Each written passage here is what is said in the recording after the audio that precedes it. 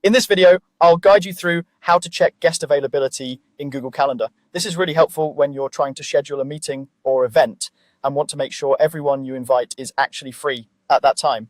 By the end, you'll know exactly where to look so you can avoid all those back and forth emails asking, does this time work for you? First, open your web browser and go to calendar.google.com.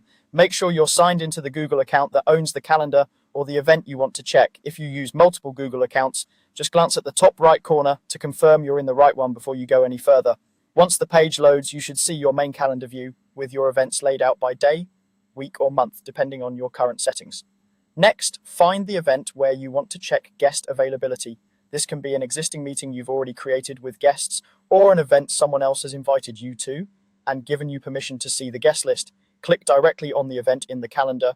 A small pop-up will appear showing the event details like the title, date and time, location, and the list of guests.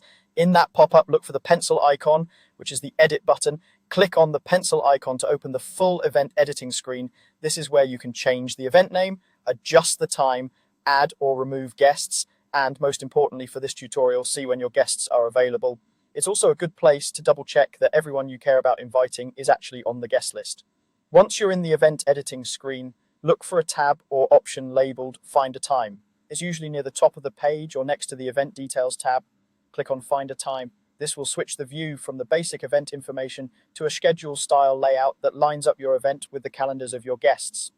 Here you'll see guest availability displayed on a timeline. Each invited guest's schedule appears side by side, showing blocks of time that are busy or free. Your event time will be marked as well, so you can instantly see if it overlaps with any existing commitments your guests have. If you notice that several guests are busy at your chosen time, you can drag the event to a different time slot in this view and watch how the conflicts change as you move it. Use this screen to adjust the event to a time where most or all guests are free. When you're satisfied with the new time, remember to save your changes so that updated invitations or notifications are sent out.